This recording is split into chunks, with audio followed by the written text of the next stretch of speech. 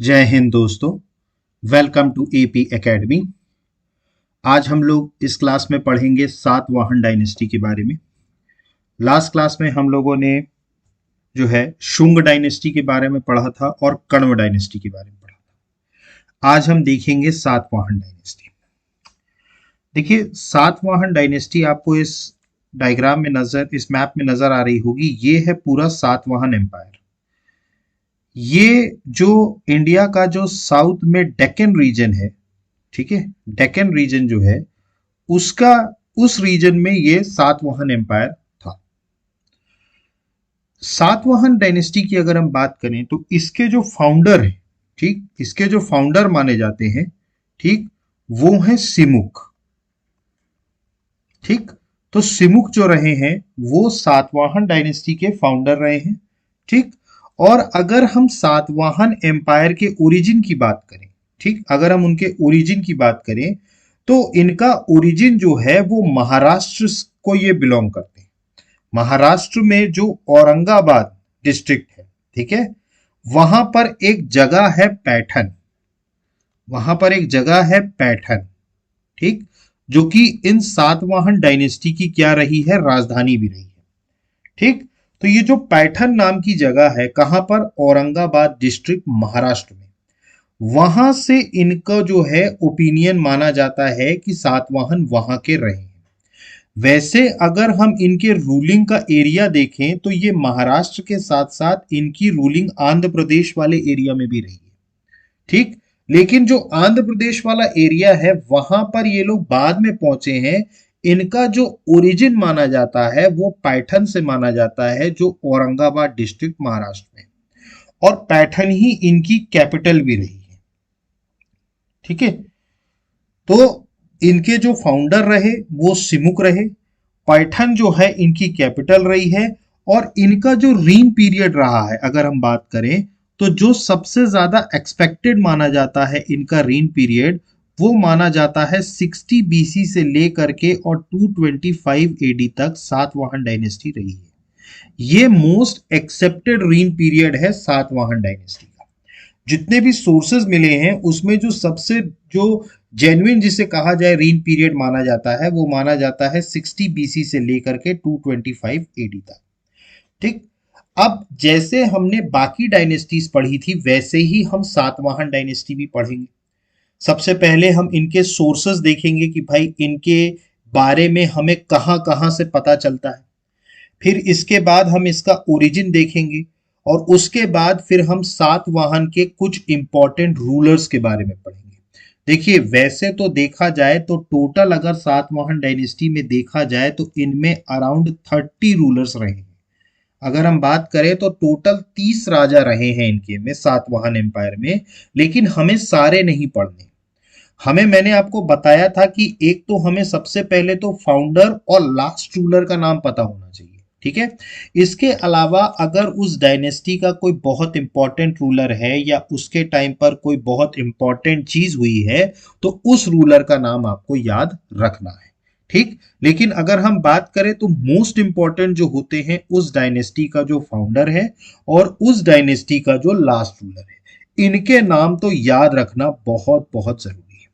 ठीक, उसके बाद रूलर्स को पढ़ने के बाद फिर हम उनके एडमिनिस्ट्रेशन के बारे में देखेंगे।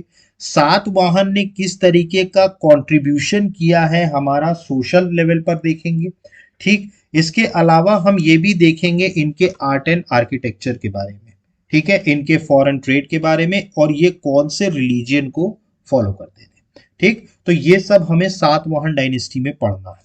ठीक, तो सातवाहन डायनेस्टी में हम जो सबसे पहला पॉइंट कह रहे थे कि जो फाउंडर रहे हैं वो रहे हैं सिमुक। ठीक है, और इनकी जो कैपिटल रही है वो रही है पैठन। ठीक है, पैठन कहाँ है, औरंगाबाद डिस्ट्रिक्ट महाराष्ट्र में। क्लियर, तो सबसे पहले अगर हम सातवाहन डायनेस्टी की बात करें तो इसके फाउंडर रहे सिमुक, और इनकी जो कैपिटल रही वो रही है पैठन। ठीक है, पैठन। ठीक है, इसको क्या बोला जाता है, प्रियथानपुरा, प्रियथानपुरा। ठीक है, और ये आज का औरंगाबाद जो डिस्ट्रिक्ट है महाराष्ट्र में, ठीक है, औरंगाबाद, ठीक, उस डिस्ट्रिक्ट महाराष्ट्र में इनकी कैपिटल रही। ठीक, और अगर हम इनका रीन पीरियड की बात करें तो मैंने आपको बताया मोस्ट एक्सपेक्टेड व्यू जो है वो इनका रीन पीरियड अराउंड रहा है 60 बीसी से लेके 225 एडी तक। ये इनका रीन पीरियड रहा। ठीक, अब हम देखते हैं कि सातवाहन डायनेस्टी के सोर्सेस क्या क्या रहे, मतलब हमें किन अवशेषों से सातवाहन वंश के बारे में पता चलता है। मैंने आपको जब सोर्सेस पढ़ाए थे इससे पहले भी डायनेस्टी में, तो मैंने आपको बताया था कि दो तरीके के सोर्सेस होते हैं, एक जो लिखे हुए होते हैं जिनको हम लिटरेरी सोर्सेस कहते हैं, और एक जो आधिपत्य के रूप में होते हैं, मतलब जैसे ये किले वगैरह होते हैं ये सारे वगैरह, या जो आपके इंस्क्रिप्शंस वगैरह बने होते हैं, ये क्या कहलाते हैं, आर्कियोलॉजिकल।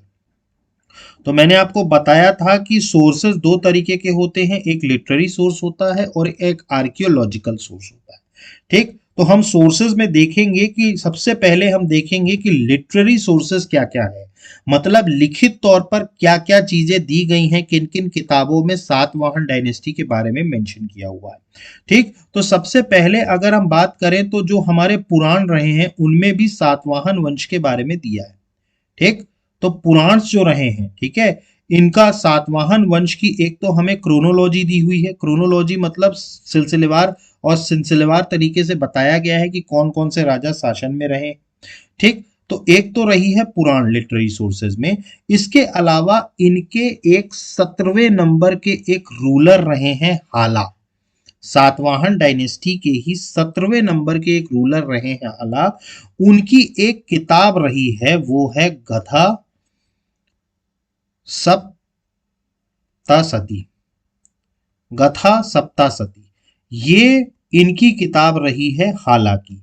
हाला कौन थे, इसी सातवाहन डायनेस्टी के 17वें रूलर थे। अभी अपन आगे इनको पढ़ेंगे। ठीक, तो गथा सप्तासती ये किताब रही, ये हाला की रही है।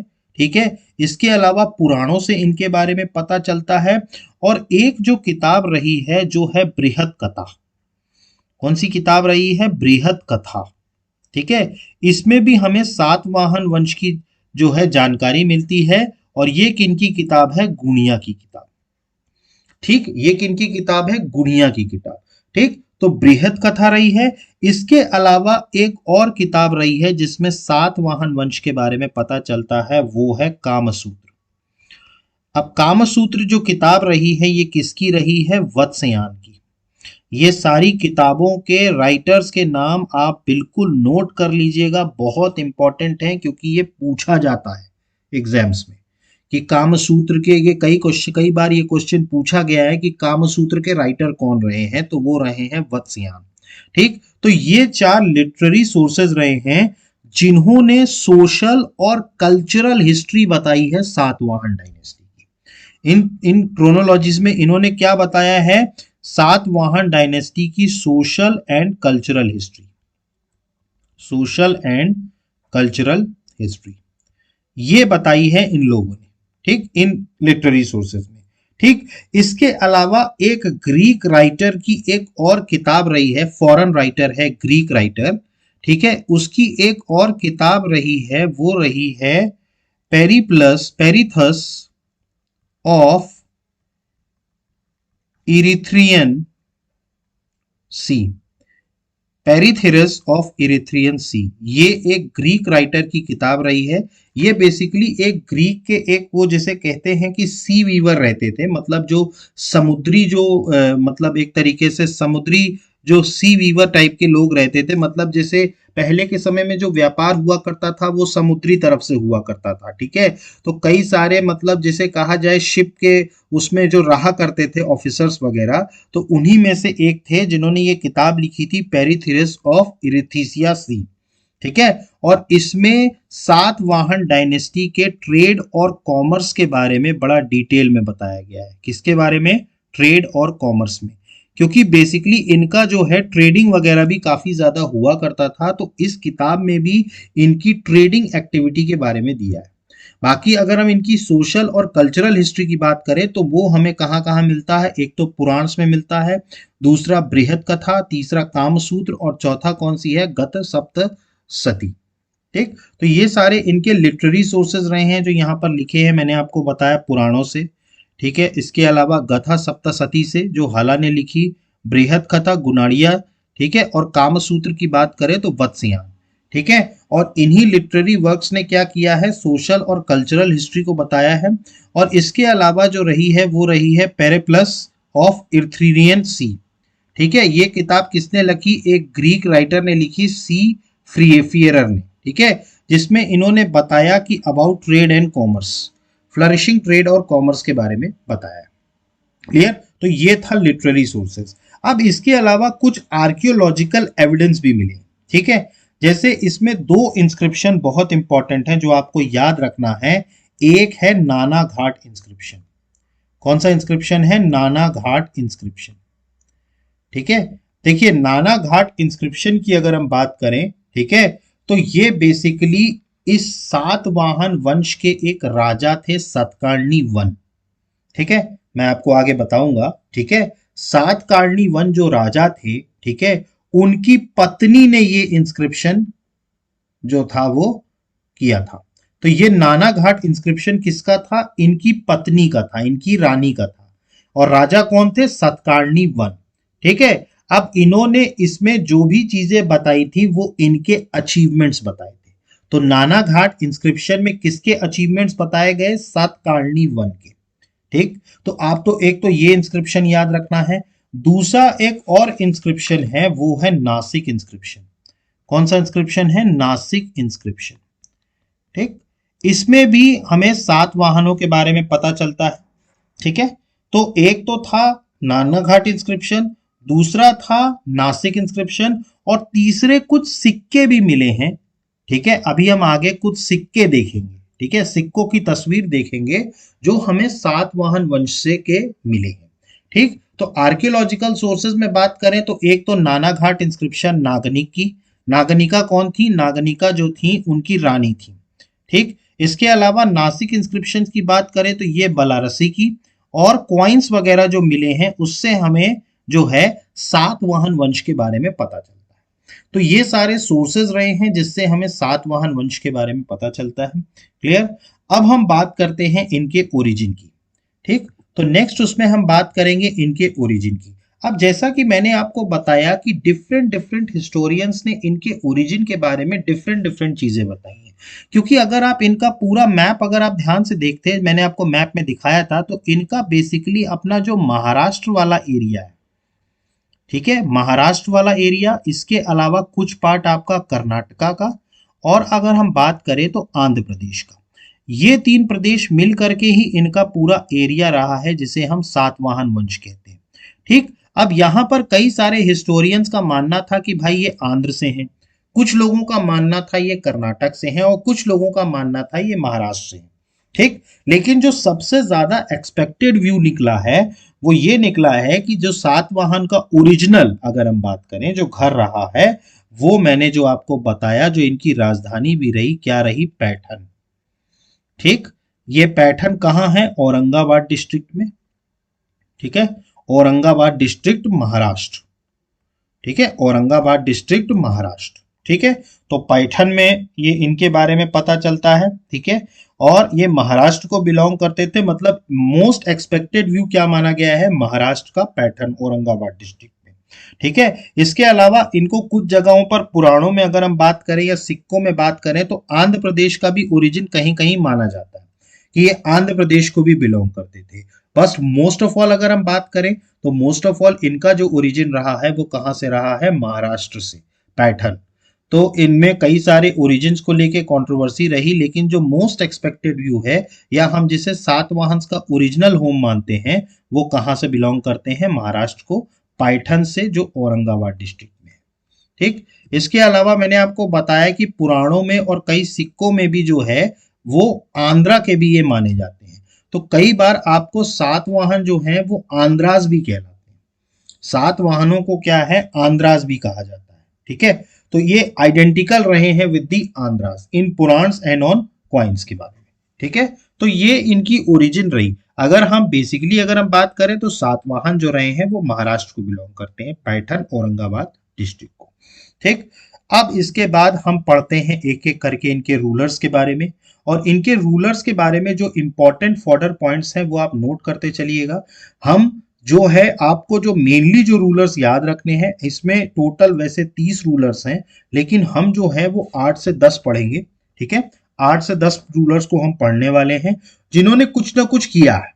ठीक है, मतलब किसी ने, जैसे हम कहें तो हिंदू धर्म को प्रमोट किया है, ब्राह्मणिज्म को प्रमोट किया, किसी ने बुद्धिज्म को प्रमोट किया, मतलब हर किसी ने अपना अपना कुछ किया है। ठीक है, तो ठीक है, तो इसमें हमें क्या करना है, इसमें जो है हमें सारी चीजों को नोट करके रखना है। ठीक है, तो हम देखेंगे कुछ रूलर्स के बारे में और उनसे इंपॉर्टेंट पॉइंट्स के बारे में। तो अगर हम इंपॉर्टेंट रूलर्स की इनकी बात करें तो सबसे पहले जो सातवाहन वंश के संस्थापक रहे हैं जिनका नाम है सिमुक। ठीक है, तो सिमुक में सबसे पहला पॉइंट क्या आएगा, he is the founder of this dynasty. ये क्या रहे हैं, इस डायनेस्टी के फाउंडर रहे हैं। दूसरा, इनके बहुत सारे कॉइन्स जो हैं अगर हम बात करें तो इनसे जुड़े बहुत सारे कॉइन्स, अगर हम बात करें सिमुक से जुड़े, ठीक है, तो सिमुक से जुड़े बहुत सारे कॉइन्स जो हमको मिले हैं अगर हम बात करें तो वो मिले हैं कोटिलिंगला में। कोटिलिंगला कहाँ है, कर्नाटक। ठीक है, तो इनके बहुत सारे कॉइन्स जो मिले हैं वो कोटिलिंगा कर्नाटका से मिले हैं। ठीक है, तो बहुत सारे कॉइन्स इनके लेने हैं। और इनके बारे में एक पॉइंट और भी है कि इन्होंने अपनी टेरिटरी को कहां तक बढ़ाया, विदर्भ तक। मतलब जो इनकी टेरिटरी रही उसको कहां तक इन्होंने एक्सपांड किया, विदर्भ तक। ठीक है, तो सिमुक के बारे में आपको 3 पॉइंट्स याद रखने हैं। सबसे पहला तो ये इस डायनेस्टी के जनक रहे हैं, फाउंडर रहे हैं। दूसरा, इनके नाम पर बहुत सारे कॉइन्स हमें कहां से मिले हैं, कोटलिंगला कर्नाटका से। ठीक है, और इन्होंने अपनी टेरिटरी को कहां तक एक्सपांड किया, विदर्भ तक। ठीक है, तो ये 3 पॉइंट्स आपको सिमुक में याद रखना है। ठीक, नेक्स्ट जो इनके राजा रहे हैं अगर हम बात करें तो नेक्स्ट जो राजा रहे हैं वो रहे हैं, उनका नाम है कान्हा। ठीक है, अब इनका नाम इसलिए ज्यादा इंपॉर्टेंट है क्योंकि एक तो ये सेकंड रूलर रहे हैं। ठीक है, मतलब एक तरीके से कहा जाए तो सिमुक के सक्सेसर रहे हैं। और दूसरा अगर हम बात करें तो ही पैट्रोनाइज्ड बुद्धिज्म, मतलब इन्होंने बौद्ध धर्म का प्रचार किया था। सातवाहन वंश में अगर हम बात करें तो बहुत कम ऐसे राजा रहे हैं जिन्होंने बौद्ध धर्म का प्रचार किया है। वैसे अगर आप ज्यादातर राजा देखेंगे सातवाहन डायनेस्टी के तो उन्होंने ब्राह्मणिज्म को ही प्रमोट किया है, लेकिन कुछ ऐसे चुनिंदा रूलर्स रहे हैं जिन्होंने बुद्धिज्म को भी पैट्रोनाइज किया है। तो उनमें से एक सातवाहन वंश के रूलर रहे हैं कान्हा। इसीलिए आपको इनका नाम याद रखना है क्योंकि इन्होंने बुद्धिज्म को पैट्रोनाइज किया। अब इनके जो सबसे इंपॉर्टेंट रूलर आते हैं वो आते हैं सतकर्णी वन। ठीक है, ये बहुत बहुत बहुत इंपॉर्टेंट रूलर रहे हैं सातवाहन डायनेस्टी के। ठीक है, अभी मैंने आपको एक इंस्क्रिप्शन के बारे में बताया था, नाना घाट इंस्क्रिप्शन।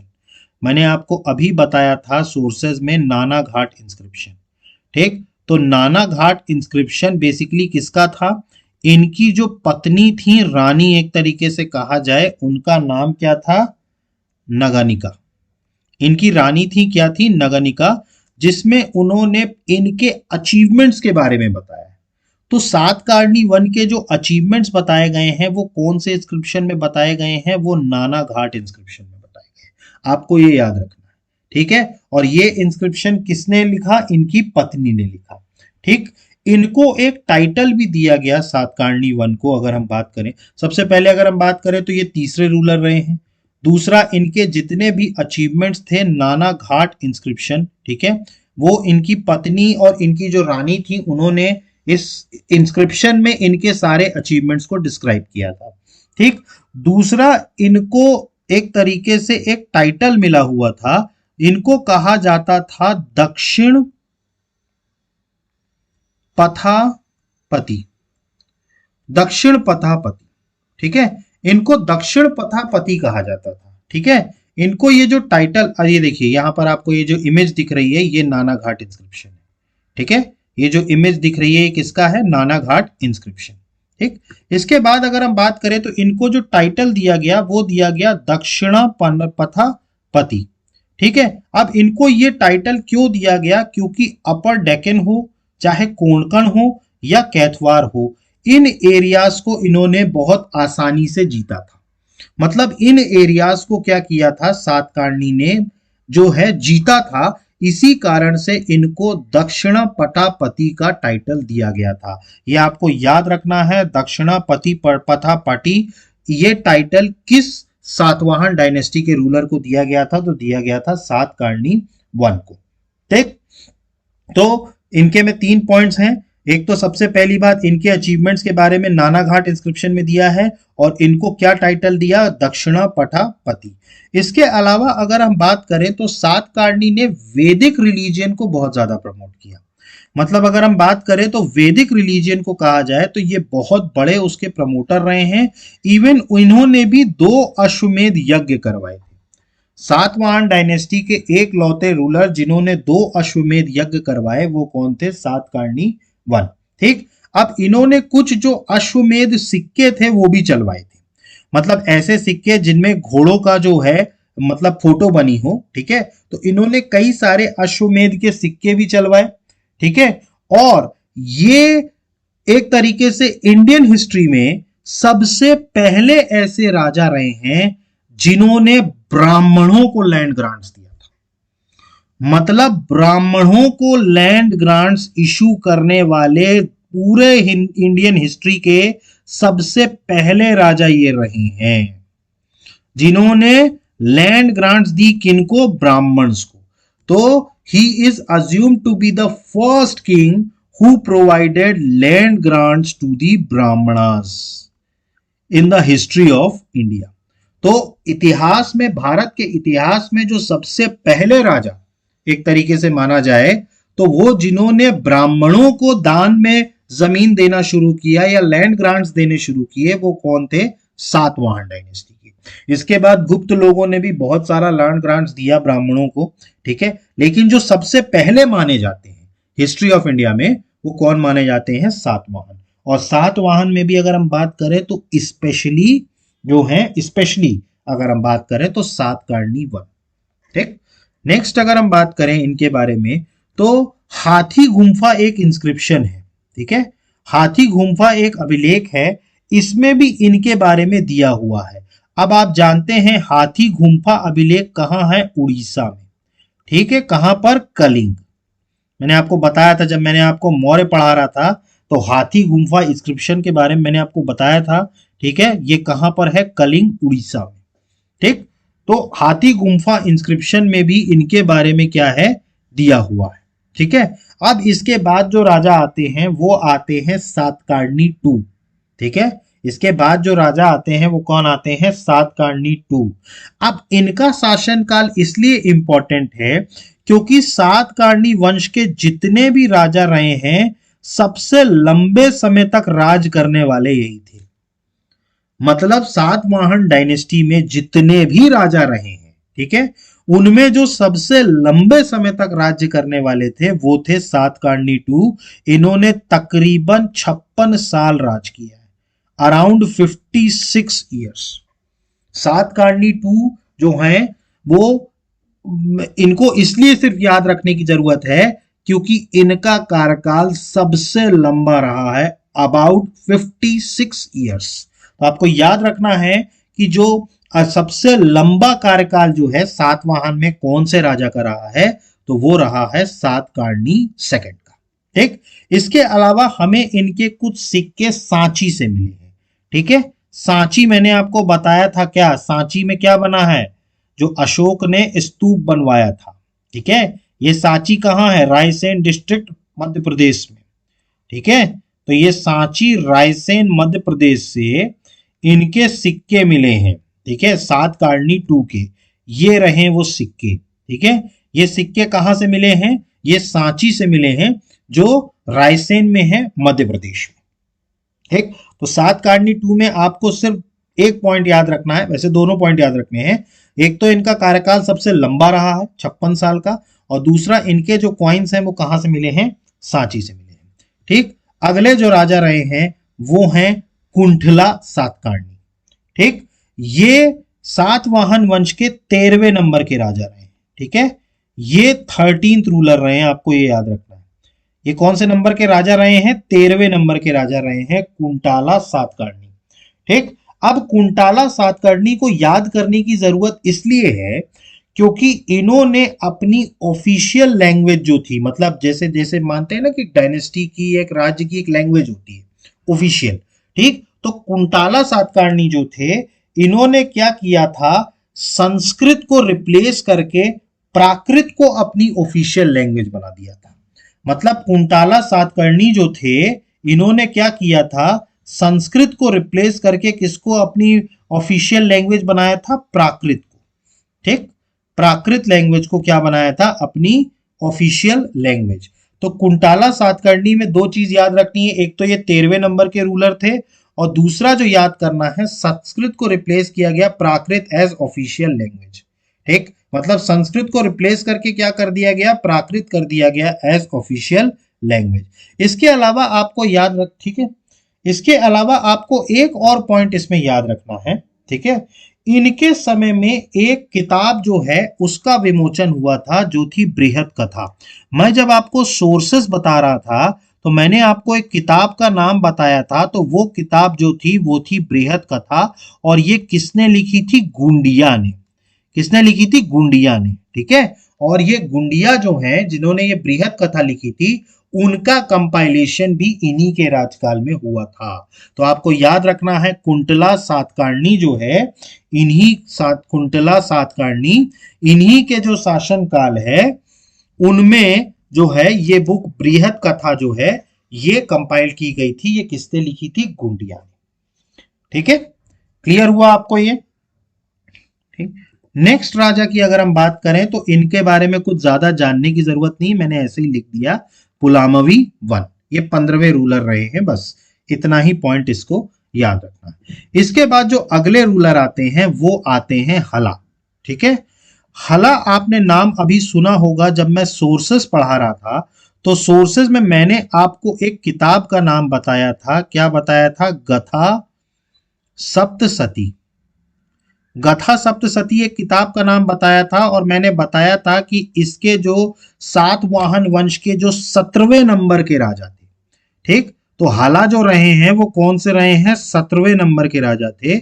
इन्होंने क्या किया था, ये किताब लिखी थी गथा सप्तसती, ठीक। तो हाला के बारे में आपको दो पॉइंट्स याद रखने हैं, एक तो ये 17वें रूलर थे, और दूसरा जो पॉइंट याद रखना है, इन्होंने गथा सप्तसती जो लिखी वो प्राकृत लैंग्वेज में लिखी। कौन सी लैंग्वेज में लिखी, प्राकृत लैंग्वेज में, ठीक है।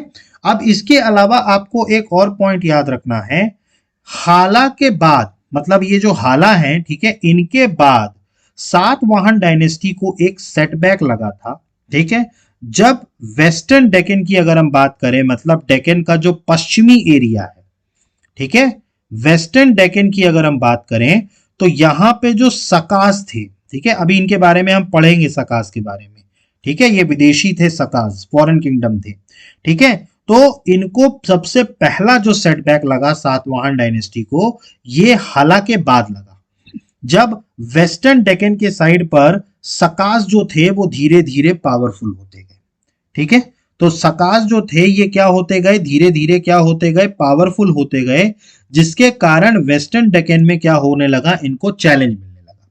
तो हला के रूल के बाद, after Hala, the Satavahana dynasty suffered a temporary setback because of the rising power of the Sakas in western Deccan in first AD, ठीक। तो फर्स्ट एडी के अराउंड जो सकास थे, ठीक है, वेस्टर्न डेक्कन पर उनका प्रभुत्व जो हो गया वो बढ़ने लगा। इसी कारण से एक टेम्परेरी सेटबैक लगा था हाला के टाइम पे, हाला के बाद, ठीक।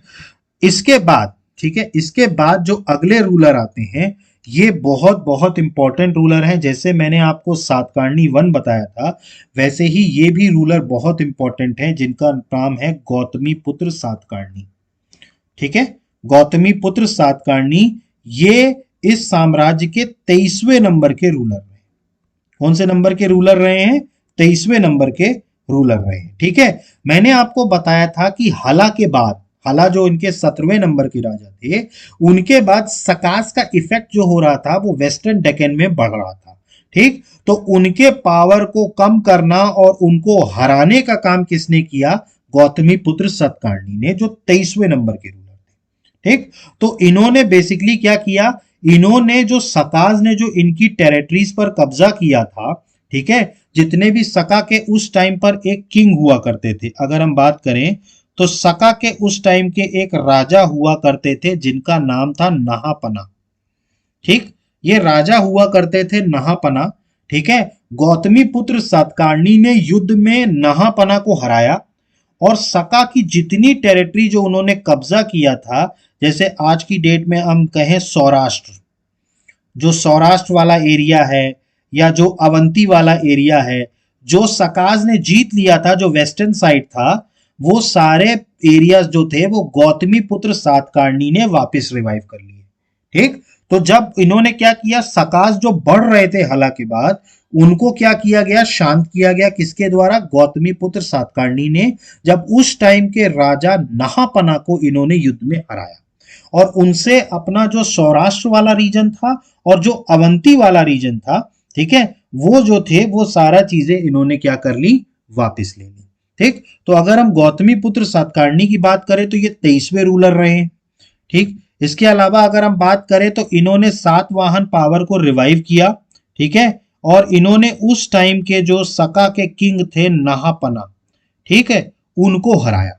ठीक है, नहापना को हराया। ठीक है, और उनकी जितनी भी टेरिटरीज थी, ठीक है, जैसे सौराष्ट्र हो गया, अवंती हो गया, ये सारी जो टेरिटरीज थी वो उन्होंने वापस ले ली, किनसे, नहापना से। ठीक, इसके अलावा इन्होंने और भी पावर्स को डिस्ट्रॉय किया, जैसे उस टाइम पर जो यवनास थे, ठीक है, यवनास मतलब आप जानिए जो क्या थे, ग्रीक्स थे। ठीक है, ग्रीक्स ने भी क्या किया था, उस टाइम पर आक्रमण कर रहे थे। मैंने आपको बताया था ना कि पोस्ट मौर्यन पीरियड के बाद जो है, मौर्य जो एम्पायर के बाद, तो कई कई जगहों पर अलग अलग डायनेस्टीज रूल कर रही थी। तो उसमें 3 नेटिव किंगडम्स थे, जिनमें से हम शुंग और जो है शुंग डायनेस्टी और कण्व डायनेस्टी को पढ़ने के बाद अब सातवाहन पढ़ रहे हैं। तो इसी टाइम पर कुछ फॉरेन किंगडम्स भी थे, ठीक है, जिसमें इंडो ग्रीक्स भी थे, सकाज भी थे, प्रतिहार्स भी थे, कुषाण भी, कुषाण इसके बाद आएंगे खैर। ठीक, लेकिन इंडो ग्रीक्स और प्रतिहार्स जो थे, सातवाहन सॉरी सकाज जो थे, ये थे, तो ये क्या कर रहे थे, धीरे धीरे परेशान कर रहे थे। तो इनमें आपस में लड़ाई चल रही थी, लेकिन इन्होंने जो गौतमी पुत्र सातकर्णी है, इन्होंने ग्रीक्स को भी पछाड़ा और पहलवास को भी पछाड़ा। ठीक है, पहलवास कौन रहे हैं, ये प्रतिहार्स रहे हैं। ठीक है, प्रतिहार्स जिनको हम आगे पढ़ेंगे। ठीक, इसके बाद अगर हम बात करें तो इन्होंने 800 नहापना के कॉइन को वापस से रिस्ट्रक्चर करवाया था। ठीक है, 800 कॉइन्स थे नहापना के, ये हैं वो नहापना के कॉइन्स। ठीक, तो 800 सिक्कों को इन्होंने क्या करवाया था, रिस्ट्रक्चर करवाया था, और इनको एक टाइटल दिया गया था जो था त्रिसमुद्र पितामह। त्रिसमुद्र पितामह, ठीक है, इनको ये टाइटल दिया गया था। तो आपको याद रखना है, त्रिसमुद्र पितामह जो है, ये इनको टाइटल दिया गया था, किनको, गौतमी पुत्र सातकर्णी को। ठीक है, और ये बहुत ही ज्यादा एफिशिएंट रूलर थे सातवाहन में। ठीक, इन्होंने ही क्या किया था, सका किंग नहापना को हराया, उनकी टेरिटरीज ले ली, और इसके अलावा इन्होंने इंडो ग्रीक्स को भी डिफीट किया था। ठीक है, तो ये थे गौतमी पुत्र सातकर्णी। इसके बाद जो हैं अगले जो राजा रहे हैं वो रहे हैं वशिष्ठा पुत्री सातकर्णी। ठीक, ये जो हैं ये 24वें राजा रहे हैं यहाँ के।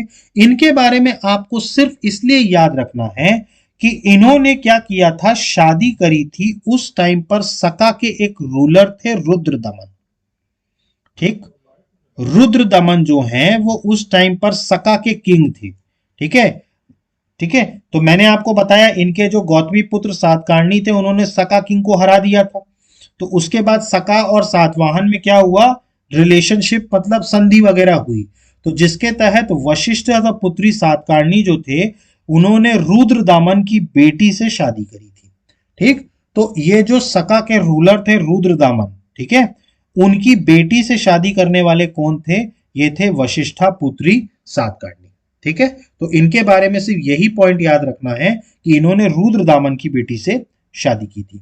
इसके बाद जो अगले रूलर आते हैं ये आते हैं याज नसरी सातकर्णी। याज नसरी सातकर्णी, ठीक है, ये जो रूलर रहे हैं ये 27वें नंबर के रूलर रहे हैं। ठीक है, कौन से नंबर के रूलर रहे हैं, 27वें नंबर के रूलर रहे हैं। ठीक है, इन्होंने भी क्या किया, वेस्टर्न डेक्कन से पूरी तरीके से सकास को समाप्त किया, ठीक है। और इन्होंने एक बहुत ही स्पेशल टाइप का कॉइन जो है इन्होंने इंट्रोड्यूस किया था, जिसमें जहाज जो होता है, अपना पानी वाला जो जहाज होता है, शिप, ठीक है, वो उसका चित्र बना हुआ था सिक्के के ऊपर। मैं अभी आपको आगे दिखाऊंगा, ठीक। तो यास नासरी सातकारनी जो है ये 27वें रूलर रहे, ठीक है। इन्होंने क्या किया, इन्होंने सकास को वेस्टर्न डेक्कन से पूरी तरीके से समाप्त किया। इसके अलावा नागार्जुन जो थे वो इनके ही कोर्ट में थे, ठीक है। तो नागार्जुन जो थे वो किनके कोर्ट में थे, वो थे याज नासरी सातकारनी के कोर्ट में। इसके अलावा अगर हम बात करें तो इन्होंने एक शिप मास्ट कॉइन्स इशू किए थे, मतलब जहाज का जो है, पानी वाले जहाज की फोटो वाला कॉइन जो है वो उन्होंने शो किया था। ये है वो सिक्का, ये देखिए, ये आपको दिख रहा होगा, ये पानी वाला जहाज है, ठीक है। तो ये पानी वाला जहाज वाले जो सिक्के थे वो याज नासरी सातकारनी ने दिए थे। और इन्होंने ये सिक्के क्यों चलाए थे, इन्होंने अपना प्यार जताने के लिए नेविगेशन और ओवरसीज ट्रेड को, ठीक है। क्योंकि देखिए ओवरसीज जो ट्रेड हुआ करता था उसमें पानी वाले जहाज का इस्तेमाल किया जाता था, ठीक। तो ओवरसीज ट्रेड के प्रति और नेविगेशन के प्रति इनका जो प्यार था उसको इन्होंने शो किया था एज शिप मास्ट कॉइन्स इशू करके, ठीक है। तो शिप मास्ट कॉइन्स जो थे वो इन्होंने इशू किए थे, ठीक है। अब इसके बाद जो आखिरी राजा थे, जो इस वंश के सबसे आखिरी राजा हैं, वो है पुलामावी सेकंड। ये नाम आपको याद रखना है। ये नाम आपको क्यों याद रखना है, सिर्फ और सिर्फ इसलिए क्योंकि ये लास्ट रूलर थे, ठीक है। तो पुलामावी सेकंड क्या थे, लास्ट रूलर थे सातवाहन डायनेस्टी के, ठीक। तो यहां पर आकर के सातवाहन डायनेस्टी के जितने भी रूलर्स थे वो सारे खत्म होते हैं। हमने 10 से 11 रूलर्स के बारे में पढ़ा है, वैसे तो इनके 30 रूलर्स रहे हैं, लेकिन जिनका मतलब कोई बहुत ज्यादा इफेक्ट नहीं रहा है उनके बारे में हमें नहीं याद करना है, ठीक है। बस आपको कुछ चीजें याद रखनी है। इसमें एक तो इनके फाउंडर जो सिमुक थे, सातकारनी वन, गौतमी पुत्र सातकारनी। इसके बाद हला के बारे में भी आप चाहें तो याद रख सकते हैं, ठीक। और इसके अलावा पुलामावी सेकंड जो लास्ट रूलर थे, ठीक है। और शिप मस्ट कॉइन्स के लिए जो है आप एक तरीके से कहा जाए तो याज नासरी सतकारनी का भी नाम याद रख सकते हैं, ठीक। तो ये सातवाहन डायनेस्टीज के क्या थे, रूलर्स के बारे में हमने पढ़ा। अब इसके बाद हम देखते हैं कि समाज में सातवाहन डायनेस्टी का क्या कंट्रीब्यूशन रहा, ठीक। तो हम इनके जो कंट्रीब्यूशन रहे हैं उनको पढ़ते हैं। सातवाहन का क्या कंट्रीब्यूशन रहा, तो सबसे पहले हम बात करें तो पूरे डेक्कन रीजन में, ठीक है, एक तरीके से कहा जाए तो पूरा जो डेक्कन रीजन था, ठीक है, या हम जिसे कहें आंध्रा वाला पार्ट, ठीक है, डेक्कन और आंध्रा वाले पार्ट में पूरा पॉलिटिकल यूनिफिकेशन प्रोवाइड किया इन्होंने। मतलब एक तरीके से एक स्थायित्व जो है पॉलिटिकल यूनिफिकेशन, ठीक है, मतलब एक सूत्री जो है राजनीतिक स्थिरता बनाई, ठीक है, पॉलिटिकल यूनिफिकेशन रखा डेक्कन और आंध्रा रीजन में। देखिए सातवाहन का एरिया काफी बड़ा था, ठीक है, इन्होंने उस एरिया को क्या किया, मेंटेन किया। तो एक तरीके से पॉलिटिकल यूनिफिकेशन रहा डेक्कन और आंध्रा रीजन में, ठीक। इसके अलावा मैंने आपको बताया वैदिक कल्चर को भी इन्होंने बहुत ज्यादा प्रमोट किया था, क्योंकि इन्हीं के रूलर्स जो सातकारनी वन थे, इन्हीं के रूलर थे जिन्होंने ब्राह्मणों को लैंड ग्रांट देना शुरू किया था। इंडियन हिस्ट्री में सबसे पहले हुआ है, ठीक। तो वैदिक कल्चर को इन्होंने और रिचुअल्स को बहुत ज्यादा रिवाइव किया। इसके अलावा इनके टाइम पर संस्कृत लैंग्वेज का प्रमोशन बहुत ज्यादा हुआ। संस्कृत और प्राकृत लैंग्वेज, मैंने आपको बताया था कि एक तो वैदिक उसमें थे तो संस्कृत का तो वो होना ही था, लेकिन इन्होंने थोड़ा थोड़ा बौद्ध धर्म का भी प्रचार किया था कुछ कुछ राजाओं ने, तो इसलिए प्राकृत लैंग्वेज का भी काफी ज्यादा इनके में प्रमोशन हुआ, ठीक। मतलब कायदे से कहा जाए संस्कृत और प्राकृत का मतलब ये कि ब्राह्मणिज्म को भी प्रमोशन मिला और बुद्धिज्म को भी प्रमोशन मिला। तो सातवाहन डायनेस्टी में बेसिकली किसको, ब्राह्मणिज्म को भी प्रमोट मिला और बुद्धिज्म को भी प्रमोट मिला। और इनके जो राजा जिस तरीके से पानी वाले जहाज के सिक्के बना रहे हैं, इसका मतलब इनका ट्रेड और कॉमर्स भी बहुत अच्छा था। सातवाहन डायनेस्टी चूंकि कुछ लाइंस इनकी कोस्टल एरियाज में भी आती थी, तो कोस्टल एरिया के रहते इनका ट्रेड और कॉमर्स भी बहुत ज्यादा फ्लरिश हुआ, ठीक। तो ये सारे सातवाहन के कंट्रीब्यूशन रहे, ठीक, सबसे पहले अगर हम बात करें तो इन्होंने पॉलिटिकली यूनिफिकेशन रखा, डेक्कन और आंध्रा में अचीव हुआ। इसके बाद अगर हम बात करें, इन्होंने वैदिक कल्चर और रिचुअल्स को बहुत ज्यादा रिवाइव किया। ठीक, संस्कृत और प्राकृत लैंग्वेज को प्रमोट किया। इसके अलावा इन्होंने ब्राह्मणिज्म और बुद्धिज्म दोनों को पैट्रोनाइज किया। देखिए, इनके कुछ रूलर ऐसे रहे जिन्होंने बुद्धिज्म को प्रमोट किया, जिसमें कान्हा एक थे। ठीक, इसके अलावा ब्राह्मणिज्म की बात करें तो भाई ब्राह्मणों को तो लैंड ग्रांट देना ही सातवाहन डायनेस्टी में शुरू किया, सातकर्णी फर्स्ट ने। तो कहीं ना कहीं ब्राह्मणिज्म हो या बुद्धिज्म हो, इनको जो है बहुत ज्यादा प्रमोशन मिला। इसके बाद अगर हम बात करें, एग्रीकल्चर, ट्रेड और कॉमर्स इनके समय पर बहुत ज्यादा डेवलप हुए।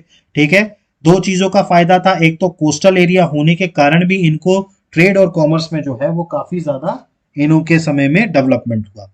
फिर इसके बाद अगर हम बात करें तो इन्होंने कई सारे बुद्धिस्ट आर्ट, आर्किटेक्चर और पेंटिंग्स की भी इन्होंने फ्लरिश किया। ठीक, आगे अभी अपन देखेंगे आर्ट एंड आर्किटेक्चर में, तो बहुत सारे इन्होंने चैत्य हैं, विहारास हैं। मैंने आपको चैत्य और विहार के बारे में बताया था बुद्धिज्म जब मैं पढ़ा रहा था। ठीक, इन्होंने कई सारे चैत्य बनवाए। इनका एक बहुत इंपॉर्टेंट अगर हम बात करें तो चैत्य जो रहा है, ठीक है, वो इनका जो रहा है वो पुणे में रहा है, जिसको कार्ले चैत्य कहते हैं। अभी हम आगे उसकी फोटो देखेंगे। ठीक है, वो किन्होंने बनवाया? सातवाहनों ने बनवाया। इसके अलावा इन्होंने स्तूप भी बनवाए। ठीक है, इनके दो स्तूप बड़े मशहूर रहे हैं, एक अमरावती का स्तूप और दूसरा नागार्जुनी कोंडा जो आंध्र प्रदेश में है। ठीक है, एक अमरावती में और एक नागार्जुनी कोंडा जो आंध्र प्रदेश में है। ठीक है, इनके स्तूप भी बनवाए। ठीक है, तो और इसके अलावा इन्होंने स्कूल ऑफ स्कल्पचर भी हम आगे देखेंगे। ठीक है, तो इन्होंने बुद्धिज्म के जो आर्ट है, ठीक है, आर्किटेक्चर है, उस पर भी काफी ज्यादा काम किया। ठीक, तो सातवाहन के कंट्रीब्यूशन आपको समझ में आए। एक तो पॉलिटिकल यूनिफिकेशन किया डेक्कन और आंध्रा का। इसके बाद इन्होंने वैदिक कल्चर और रिचुअल्स को भी रिवाइव किया, संस्कृत और प्राकृत लैंग्वेज को प्रमोट किया, ब्राह्मणिज्म, बुद्धिज्म को प्रमोट किया, ट्रेड एंड कॉमर्स को, और बुद्धिस्ट आर्ट और आर्किटेक्चर को भी इन्होंने काफी ज्यादा प्रमोट किया। तो ये सारे कॉन्ट्रीब्यूशंस थे सातवाहन के। ठीक है, अब हम इनके देखते हैं सोशल कंडीशन इनके टाइम पे क्या थी। तो आई होप कि आपको कॉन्ट्रीब्यूशंस जो है वो पूरे तरीके से क्लियर हुए होंगे। नेक्स्ट अगर हम बात करें तो नेक्स्ट जो है वो है social condition during Satavahana. Satavahana के समय में सोशल कंडीशंस किस तरीके की थी? तो जैसा हमारी सोसाइटी में शुरू से चल रहा था, फोर फोल्ड सोसाइटी थी, ब्राह्मण, क्षत्रिय, वैश्य, शूद्र, ये तो हुआ ही करते थे। इसके अलावा अगर हम बात करें तो सातवाहन में जो रूलिंग फैमिली हुआ करती थी वो पैट्रियार्कल इन नेचर होती थी। ठीक है, बट इनके समय में थोड़ा बहुत मैट्रियार्कल अगर हम बात करें तो मैट्रियार्कल, आई एम सॉरी, ये मैट्रीलिनियल नहीं होगा, ये मैट्रियार्कल होगा। ठीक है, इसकी स्पेलिंग गलत लिख दी है, मैट्रियार्कल। ठीक, तो इनके समय में मैट्रियार्कल सोशल स्ट्रक्चर भी रहा है, क्योंकि आप देखेंगे जितने भी सातवाहन वंश के राजा रहे हैं, ज्यादातर राजाओं में उनकी मां का नाम भी है। ठीक है, जैसे गौतमी पुत्र सातकर्णी, मतलब क्या है? गौतमी पुत्र मतलब गौतमी इनकी माता का नाम था, तो इनका नाम है गौतमी पुत्र सातकर्णी। ठीक है, या जैसे कुंतला सातकर्णी। ठीक, कुंतला क्या रही? उनकी मां का नाम। वशिष्ठ था पुत्री सातकर्णी, वशिष्ठा पुत्री सातकर्णी, याज नसरी सातकर्णी। मतलब ज्यादातर जितने भी सातवाहन राजा रहे हैं, इन्होंने अपनी मां का नाम, मदर नेम जो है, ये अपनी मां के नाम से जाने जाते थे। तो ये सातवाहन जो है एक लौते वंशज है, मतलब एक लौते पूरे इंडियन हिस्ट्री में अगर कहा जाए जो अपनी मां के नामों से जाने जाते थे, वो थे सातवाहन वंश के। तो सातवाहन डायनेस्टी जो रही है उनमें उन्होंने अपनी मां का नाम इस्तेमाल किया है, जैसे गौतमी पुत्र सातकर्णी। ठीक, तो इसका मतलब क्या है कि जो सोशल स्ट्रक्चर की बात करें तो इससे यह पता चलता है कि मैट्रियार्कल सोसाइटी तो इनकी थी। ठीक, लेकिन अगर हम रूलिंग फैमिली की बात करें तो चलती जो थी वो पैट्रियार्कल नेचर था। लेकिन अगर हम उनके राजाओं के माताओं के बारे में बात करें तो उनके माताओं के नाम राजाओं के साथ जुड़े हुए थे, तो इसीलिए इनका जो स्ट्रक्चर है वो मैट्रियार्कल माना जाता है। ठीक, इसके अलावा इन्होंने काफी ज्यादा जो आर्ट एंड क्राफ्ट था, ठीक है, या अगर हम कॉमर्स की बात करें, ठीक है, कई सारे मर्चेंट्स और आर्टिशियंस भी इनके समय में आए। ठीक है, इन्होंने इनके समय में कई सारे क्राफ्ट्स जो थे उनको बिल्टअप किया गया, मतलब कई सारे कलाएं ठीक है, जो कलाकृतियां हुआ करती थी, और काफी सारे आर्टिशियंस जो हुआ करते थे, जो उन कलाकृति का काम किया करते थे, वो भी इनके समय में बहुत ज्यादा फ्लरिश हुए। ठीक है, इनमें अगर हम बात करें तो इनमें एक टर्म है श्रेनिस। ठीक है, श्रेनिस। ठीक है, ये श्रेनिस मतलब क्या है, ये बहुत ही इंपॉर्टेंट फीचर रहा है सातवाहन पीरियड का। ये क्राफ्ट गिल्ड्स हैं। देखिए, क्राफ्ट गिल्ड मतलब जो क्राफ्ट, आर्ट एंड क्राफ्ट का काम करते हैं उनका समूह। अगर हम बात करें क्राफ्ट गिल्ड्स की, ठीक, तो क्राफ्ट गिल्ड्स क्या रहे हैं, ऐसे जिनका आर्ट एंड क्राफ्ट में उनका समूह। जैसे देखिए, मैं जैसे अगर एक कारीगर हूं, ठीक है, अगर मैं एक कारीगर हूं, अब मेरे जैसे कई सारे कारीगर हैं, ठीक, अगर हम उनको एक उसमें जोड़ दें तो क्या हम हो गए, एक समूह हो गए। ठीक है, गिल्ड का मतलब जो होता है, ये होता है समूह। जो गिल्ड का मतलब होता है, ये होता है समूह। तो जो कारीगर थे उनके समूह को क्या कहा गया, क्राफ्ट गिल्ड। ठीक, और उनका जो सारे समूह का जो लीडर होता है, सारे समूह का जो है वो, जो एक जिसे कहा जाए कि वो एक सारे समूह को एक साथ रिप्रेजेंट करता है, उसी को बोले जाता है श्रेनिस। ठीक है, तो श्रेनिस जो बोला जाता है, ये इन समूह के क्या बोला जाता है, क्राफ्ट का जो मतलब जो भी कला है, ठीक है, उसका जो एक, जो कई सारे कलाकार एक साथ मिलकर एक समूह बनाते हैं, तो उस समूह का जो सुप्रीम होता है उसको श्रेनिस कहा जाता है। ठीक, अब यहां पर जो है, ठीक है, ये पॉटर बनाने वाले, ठीक है, मिट्टी के बर्तन बनाने वाले, इसके अलावा बुनकरों का काम करने वाले जो वीवर्स थे, ठीक है, लकड़ी का काम करने वाले जिसको आज की डेट में हम प्लम्बर कहते हैं। ठीक, तो ये सारे क्या थे, ये एक श्रेणी में बांटे गए थे जिनको कला का वो कहा गया था। ठीक है, कला श्रेणी में कहा गया था। क्लियर, तो ये क्राफ्ट गिल्ड्स थे। ठीक है, और यहां पर इन श्रेणीज को भी काफी ज्यादा जो है अपलिफ्टमेंट मिला सातवाहन के केस में। ठीक है, तो सातवाहन में जो आर्ट एंड क्राफ्ट था उसके ऊपर बहुत ज्यादा ध्यान दिया गया। ठीक है, क्राफ्ट गिल्ड्स जो थे, मतलब ये जो पॉटर्स वगैरह, पॉटरी वगैरह बनाने वाले, या जो बुनकरों का काम करने वाले बुनकर जो हुआ करते थे, या लकड़ियों का काम करने वाले, इनको भी क्या हुआ, बहुत ज्यादा प्रोत्साहन मिला। ठीक, तो सोशल कंडीशन आपको सातवाहन की समझ में आई।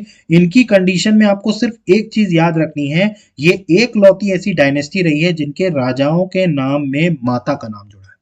ठीक, तो ये एक लौती ऐसी डायनेस्टी रही है जिनमें माओ के नाम जो है वो राजाओं के साथ जुड़े हुए हैं। ठीक, तो ये थी सोशल कंडीशन ड्यूरिंग सातवाहन। अब इसके बाद जो आ जाता है वो आ जाता है सातवाहन का एडमिनिस्ट्रेशन। ठीक, इनका प्रशासन किस तरीके का था, तो इनके समय में जो राजा हुआ करते थे, इनको धर्म का रक्षक माना जाता था। मतलब धर्म धुरंधर, अप होल्डर ऑफ धर्म। ठीक है, मतलब धर्म की रक्षा करने वाले, अप होल्डर जो है, इनके राजाओं को माना जाता था कि ये धर्म रक्षक है। ठीक है, तो धर्म के रक्षक माने जाते थे। ठीक, और ये भी divine origin theory of kingship पर बिलीव करने वाले राजा हुआ करते थे।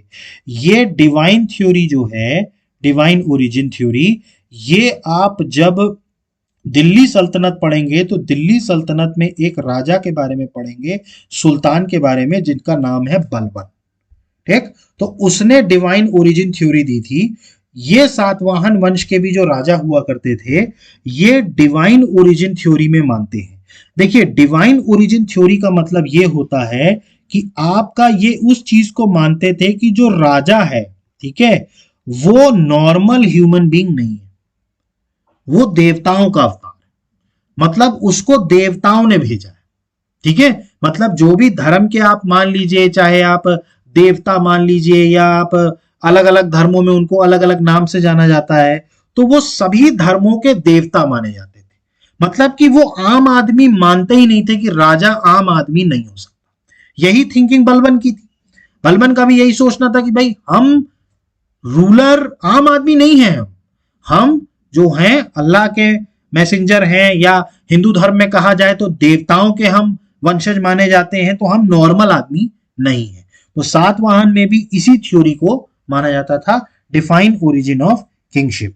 ठीक है, अब इनमें 3 ग्रेड्स के फ्यूडिटरीज हुआ करते थे। ठीक है, एक जो राजा खुद हुआ करता था, एक महाभोज हुआ करता था, और तीसरा जो हुआ करता था वो सेनापति हुआ करता था। इनकी जो सेना होती थी, उनका एक पूरा जो है राजा हुआ करता था, सेनापति। महाभोज की अगर हम बात करें तो महाभोज एक तरीके से इनके पूरे जनपद का हेड होता था। ठीक है, इनका जो पूरा जनपद हुआ करता था, ठीक, वो उनका हेड हुआ करता था महाभोज, मतलब सेकंड टू राजा। राजा के बाद एडमिनिस्ट्रेशन में जो दूसरी पावर थी वो थी महाभोज की। ठीक, मतलब एक तरीके से आप कहे तो उस समय में प्रधानमंत्री, उस समय में जो प्रधानमंत्री हुआ करता था वो कौन हुआ करता था? महाभोज। महाभोज क्यों था? क्योंकि ये जनपद का जो है हेड हुआ करता था। ठीक, तो तीन तरीके के फ्यूडिटरीज थे, एक तो राजा खुद था, एक महाभोज, और तीसरा कौन था? सेनापति। ठीक, अब अगर हम बात करें यहां पर एडमिनिस्ट्रेटिव यूनिट्स की, तो यहां पर भी एडमिनिस्ट्रेटिव यूनिट्स को तीन पार्ट में बांटा गया।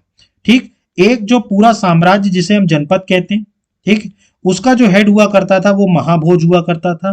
ठीक, उसके बाद ये जो पूरा जनपद था ये कई प्रोविंसेस में बटा हुआ था जिसको बोला जाता था आहराज। ठीक, और इनके जो हेड हुआ करते थे वो हुआ करते थे अमाचास। ठीक, इसके अलावा वो जो प्रोविंस थे उनमें कई सारे ग्राम हुआ करते थे, गांव। ठीक, जिसका हेड कौन हुआ करता था? ग्रामिका या गोलमिका कहते हैं इसको। ठीक, तो आपको एडमिनिस्ट्रेटिव यूनिट्स याद रखनी है। सातवाहन के एडमिनिस्ट्रेशन में तीन एडमिनिस्ट्रेटिव यूनिट्स थी। एक थी जनपद जो पूरा राज्य था जिसका वो हेड कौन था? महाभोज। दूसरे, इनमें कई सारे प्रोविंस बटे हुए थे जिनको बोला जाता था आहारास, ये इसका हेड कौन था? अमाचास। और वो जो प्रोविंस थे वो कई सारे गांव में बटे हुए थे। ठीक, तो उनको भी क्या बोला जाता था? ग्रामिका, उनके हेड को, या गोलमिका। ठीक है, इसके अलावा इनमें भी जो ऑफिसर्स हुआ करते थे अगर हम बात करें तो उनको भी क्या बोला जाता था? अमात्य। ठीक है, जैसे हमने मौर्य वंश में देखा था, अमात्य का मतलब क्या होता था? जो काउंसिल ऑफ मिनिस्टर्स होते थे जो राजा को सलाह देते थे। ठीक है, तो इनके समय में भी सातवाहन के केस में भी क्या हुआ करते थे? अमात्यास हुआ करते थे, महामृतास हुआ करते थे, जैसे मौर्यन टाइम्स में हुआ करते थे। क्लियर? तो ये सातवाहन का एडमिनिस्ट्रेशन था। आपको याद रखना है सातवाहन के राजा नॉर्मल अपने आप को नहीं मानते थे, वो एकदम उनको माना जाता था कि वो मतलब भगवान के ही एक तरीके से अवतार के रूप में आए हैं, और वो एक तरीके से कहा जाए डिवाइन ओरिजिन, मतलब वो आम लोगों से बहुत बड़े हैं। ठीक है, क्यों? क्योंकि वो राजा है। ठीक है, तो ये थ्योरी जो थी वो उनकी थी, और राजा जो है वो धर्म का रक्षक है, ये इसमें बताया गया। ठीक, अब हम बात करते हैं इनके रिलीजियंस की। ठीक, ये कौन से धर्म को बिलोंग करते थे? ठीक है, तो अगर नॉर्मली अगर हम बात करें तो सातवाहन जो रहे हैं वो ब्राह्मण रहे। भले ही कुछ राजाओं ने बुद्धिज्म को पैट्रोनाइज किया, लेकिन अगर हम मूलतः बात करें तो मूलतः ये क्या रहे हैं? ब्राह्मण रहे हैं। ठीक है, ये किन किन की पूजा किया करते थे? ये कृष्ण की पूजा करते थे, वासुदेव की पूजा करते थे। वैष्णविज्म में ये इनका जो है वो बहुत ज्यादा विश्वास था, मतलब जो विष्णु जी से रिलेटेड जितने भी गॉड्स थे उनकी ये क्या किया करते थे? पूजा किया करते थे। क्लियर है? और इसके अलावा मैंने आपको बताया कि इन्होंने बुद्धिज्म को भी प्रमोट किया। ठीक है, आप बुद्धिज्म की बात करें तो मैंने आपको दो स्तूप बताए थे, एक नागार्जुना कोंडा और एक अमरावती। यहां पर इन्होंने स्तूप बनवाए। ठीक, इसके अलावा अगर हम बात करें तो इन्होंने चैत्य और विहार भी बनवाए। ठीक, तो एक तरीके से कहा जाए तो ये बुद्धिज्म को प्रमोट कर रहे थे। लेकिन अगर सातवाहन बेसिकली पूछा जाए कि वो किस वंश के थे तो वो ब्राह्मण थे। ठीक, तो सातवाहन रूलर्स ब्राह्मण थे, लेकिन ये बुद्धिज्म को भी क्या कर रहे थे? प्रमोट कर रहे थे। इसके बाद हम बात करते हैं इनके फॉरेन ट्रेड के बारे में। विदेशी व्यापार जो है ये कैसे किया करते थे? देखिए, इनके समय में विदेशी व्यापार जो है वो बहुत ज्यादा फ्लरिश हुआ। कारण क्या था? कारण जो था समुद्री तट के करीब होना। ठीक है, मतलब जो समुद्री तट है उसके करीब होना। ठीक, तो करीब होने के कारण इनका ट्रेड जो है वो बहुत ज्यादा फ्लरिश हुआ। इसीलिए आपने देखा कि पानी वाले जहाज का सिक्का तक इन्होंने चलाया था। ठीक, तो वो बेसिकली क्यों चलाया था? ताकि वो जो नेविगेशन और जो ट्रेड होता है, ठीक है, उसको इनके टाइम पर काफी ज्यादा फ्लरिश हुआ। ठीक, अब इसका एविडेंस हमें कहां से मिलता है? मैंने आपको एक किताब बताई थी, पेरिप्लेस ऑफ एर्थ्रियन सी।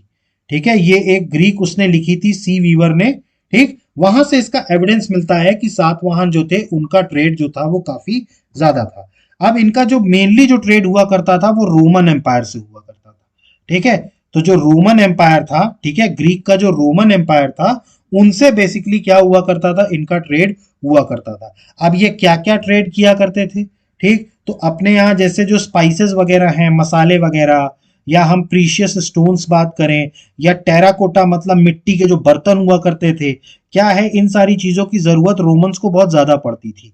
ठीक, तो एक तरीके से हम क्या करते थे, ये सारी चीजें जो करते थे वो क्या करते थे, एक्सपोर्ट करते थे। क्लियर, तो रोमन्स को क्या करा करते थे, एक्सपोर्ट किया करते थे, जिसमें ये मसाले हैं, प्रीशियस स्टोन्स हैं, ठीक है, मिट्टी के बर्तन एक्सपोर्ट किया करते थे। क्लियर, तो ये सारा इनका फॉरेन ट्रेड था। इसका एविडेंस हमें कहां से मिलता है, पेरिप्लस ऑफ इरिथ्रियन सी की किताब से मिलता है। ठीक, और इनका जो ट्रेड बेसिकली हुआ करता था वो किनसे हुआ करता था, रोमन एम्पायर से। ठीक, इसके बाद इस टॉपिक का जो लास्ट टॉपिक है सातवाहन डायनेस्टी का, वो है आर्ट एंड आर्किटेक्चर। ठीक, अब देखिए मैंने आपको बताया था, ठीक, सबसे पहले मैंने आपको बताया था कि चैत्य और विहार जो हैं ये इन्होंने बहुत सारे बनाए थे। ठीक, तो इनके समय में बहुत सारे सॉलिड रॉक्स मिले हैं, कटआउट मिले हैं, किसके, चैत्य और विहार के। इनका जो सबसे इंपॉर्टेंट चैत्य रहा है कार्ले चैत्य। ठीक है, कार्ले चैत्य जो रहा है ये पुणे डिस्ट्रिक्ट में है, महाराष्ट्र में। ठीक, अभी मैं इसकी आपको इमेज दिखाऊंगा। ठीक है, कार्ले चैत्य की, ये कहाँ है, पुणे डिस्ट्रिक्ट महाराष्ट्र में। ये इनका सबसे इंपॉर्टेंट कार्ले चैत्य रहा है। ठीक है, इसके अलावा इन्होंने कुछ विहार नासिक में भी बनवाए थे। देखिए ये चैत्य और विहारास आपको पता है ना क्या थे, जहां पे बुद्धिस्ट मॉन्क्स जो हैं वो बरसात के टाइम पर, चूंकि वो भ्रमण नहीं कर सकते थे, तो वहां आकर के रेस्ट किया करते थे। इसके अलावा इन्होंने एक गुफा बनाई थी कान्हारी केव्स। ये कहाँ बनवाई थी, मुंबई में। ठीक है, आज के मतलब उस टाइम पर बॉम्बे हुआ करता था। ठीक है, तो कान्हारी केव्स भी इन्होंने बनवाई। इसके अलावा चैत्य और विहार के साथ साथ इन्होंने दो स्तूप भी बनवाए थे, एक अमरावती में और एक नागार्जुनी कोंडा आंध्र प्रदेश में। ठीक, तो आंध्र प्रदेश में अमरावती और नागार्जुनी कोंडा में इन्होंने स्तूप भी बनवाए थे। इसके अलावा इन्होंने एक अपना आर्ट ऑफ स्कूल चलाया था, जिसे हम कहते हैं स्कूल ऑफ स्कल्पचर, वो था अमरावती स्कूल। ठीक है, इनके समय में एक नया स्कूल ऑफ स्कल्पचर डेवलप हुआ, अमरावती स्कूल। ठीक है, तो ये बेसिकली किससे रिलेटेड था, अगर आपको ये नोट करना हो तो नोट कर लीजिएगा, this is related to Buddhism. ठीक है, ये किससे रिलेटेड था, बुद्धिज्म से रिलेटेड था। ठीक, तो ये स्कूल ऑफ स्कल्पचर्स था, अमरावती स्कूल। ठीक है, जो कि डेवलप किया गया था, ठीक, इनके समय में। ठीक, तो इनके समय में आर्ट एंड आर्किटेक्चर में तीन चीजें डेवलप हुई, एक तो चैत्य और विहार। ठीक है, इन्होंने कुछ केव्स बनवाए, इसके अलावा इन्होंने स्तूप बनवाया, और इन्होंने आर्ट ऑफ नया स्कूल ऑफ स्कल्पचर चालू किया, अमरावती स्कूल। मतलब इनका जो डिजाइन करने का जो ट्रेडिशन था वो अमरावती, एक नया ही इन्होंने स्कल्पचर तैयार किया, दैट इज अमरावती स्कूल। अब आपको यहां पर इसकी झलक दिखेगी। ठीक है, ये जो मैंने आपको बताया था, ठीक है, ये जो बताया था मैंने आपको, ये कौन सी केव्स बताई थी। ठीक है, मैंने आपको बताया था कि एक जो है कार्ले चैत्य, ठीक है, ये है कार्ले चैत्य, ये कहां पर बना है, पुणे में। ठीक है, अब आप यहां पर अगर आप नोट कर रहे हो तो मैंने आपको बताया नया school of art Amravati school. इसमें अगर आप नोट कर रहे हो तो देखिए लाइन से ये सारे पिलर्स बने हुए हैं। यहां से देखिए, आप यहां तक देखिए, ये क्या बने हुए हैं, पिलर्स बने हुए। तो ये पूरा स्ट्रक्चर जो खड़ा है वो इन पिलर्स पे खड़ा है। ठीक है, तो ये जो पिलर टाइप का ये स्ट्रक्चर है, ये नया स्ट्रक्चर इन्होंने डेवलप किया, जिसका नाम इन्होंने क्या दिया, अमरावती स्कूल।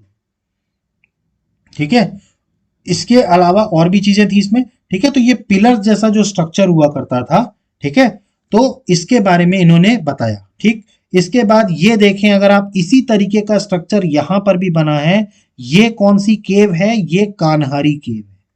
ये कौन सी केव है, कान्हारी केव है, और ये कहां बनाई गई, ये मुंबई में बनाई गई। ठीक, और ये जो आपको स्तूप नजर आ रहा है, ये स्तूप अमरावती में है।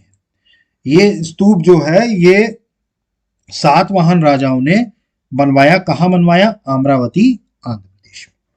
तो क्लियर हुआ आपको ये। ठीक, तो ये सारी चीजें जो थे आर्ट एंड आर्किटेक्चर के रूप में इन्होंने नया स्कूल ऑफ आर्ट डेवलप किया, आपको याद रखना है, वो है Amaravati school, and that is related to Buddhism, that is related to Buddhism. तो यहां पर आकर के हमारी सातवाहन डायनेस्टी कंप्लीट होती है। हमने सातवाहन डायनेस्टी में जितने भी इंपॉर्टेंट चीजें थी वो पढ़ ली। ठीक, यहां पर आकर के पोस्ट मॉडर्न पीरियड का एक पार्ट कंप्लीट होता है, दैट इज नेटिव किंगडम।